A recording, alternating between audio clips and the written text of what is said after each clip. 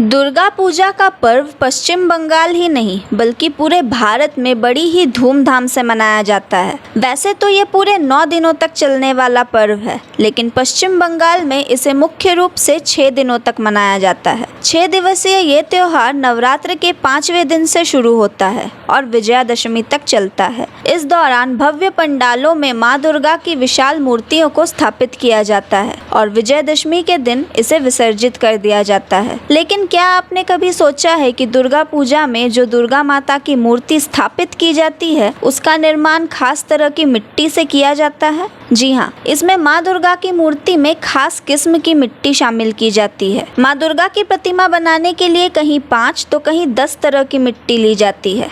ऐसा कहते हैं कि देवों और प्रकृति के अंश से माँ दुर्गा का तेज प्रकट होता है, इसलिए इसमें कई जगहों की मिट्टी को शामिल किया जाना जरूरी है। आपको जानकर हैरानी होगी कि इस प्रतिमा को बनाने के लिए वेश्यालय के आंगन की मिट्टी का प्रयोग किए जाने की भी परंपरा है। जी हाँ, हिंदू धर्म की मान्यता के मुताबिक माँ की मूर्ति बनाने में गंगा की मिट्टी, गोमूत्र, गोबर और वेश्यालय की मिट्टी अहम होती है। ये सदियों से परंपरा चली आ रही है। आइए जानते हैं वेश्यालय की मिट्टी से ही माँ दुर्गा की मूर्ति को तैयार क्यों किया जाता है। समाज में वेश्याओं को सामाजिक रूप से अलग रखा जाता है, जिनकी अहम भूमिका को दर्शाते हुए वेश्यालय के आंगन की मिट्टी से माँ दुर्गा की मूर्ति का निर्माण किया जाता है, जिससे उनकी भी महत्ता बढ़ सके और उन्हें भी पवित्र माना जाए। एक धारणा के अनुसार एक वैश्या माँ दुर्गा की भक्त थी, लेकिन वैश्या होने के कारण उसे समाज में सम्मान प्राप्त नहीं था और उसे समाज से बहिष्कृत किया गया था। कहा जाता है कि माता रानी ने भक्त को समाज के तिरस्कार और यातनाओं से बचाने के लिए स्वयं आदेश देकर उसके आंगन की माटी से अपनी मूर्ति का निर्माण करवाया, जिसके बाद से ही ये परंपरा शुरू हुई। जानकारों के अनुसार शारदा तिलकम, महामंत्र महार्णव, मंत्र महोदधि जैसे ग्रंथों में इसकी पुष्टि भी की गई है। इसके अलावा इस मिट्टी के इस्तेमाल के पीछे कई और धारणाएं भी हैं, जिनमें से एक धारणा ये है कि जब कोई पुरुष किसी वेश्यालय में जाता है तो वो अपनी सारी पवित्रता और गुणों को वेश्यालय की चौखट के बाहर छोड़ देता है और वहां से लौटते हुए पाप का बोझ लेकर जाता है। इसलिए चौखट के बाहर की मिट्टी पवित्र होती है।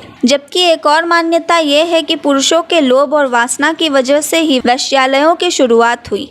वेश्याएं पुरुषों की काम वासना को धारण कर खुद को अशुद्ध और समाज को शुद्ध करती हैं, लेकिन इसके बदले वेश्यावृत्ति वाली स्त्रियों को समाज से बहिष्कृत माना जाता है। वो अपनी पूरी जिंदगी तिरस्कार झेलती है। यही कारण है कि वेश्यालय की मिट्टी का उपयोग दुर्गा पूजा जैसे पवित्र कार्यों में कर उन्हें थोड़ा ही सही लेकिन सम्मान देने के लिए किया जाता है। वहीं कई लोग इस परंपरा को समाज में सुधार और बदलाव लाने के तौर पर भी देखते हैं। इन लोगों का मानना है कि मूर्तियों के निर्माण में वेश्यालय की मिट्टी के इस्तेमाल का मकसद उस पितृकालीन समाज के मानस की कचोटना है, जिसकी वजह से महिलाओं को नर्क में ढकेलने वाला ये कारोबार चलता है। इन सभी मान्यताओं की वजह से इस अनोखी प्रथा का चलन शुरू हुआ और दुर्गा प्रतिमा के निर्माण के लिए वेश्यालय की मिट्टी का इस्तेमाल जरूरी हो गया। आपको बता दें, माँ दुर्गा की सबसे ज्यादा मूर्तियाँ कोलकाता के कुमारटुली इलाके में बनाई जाती है। यहाँ कोलकाता के सबसे बड़े वेश्यालय सोनागाछी की मिट्टी ली जाती है।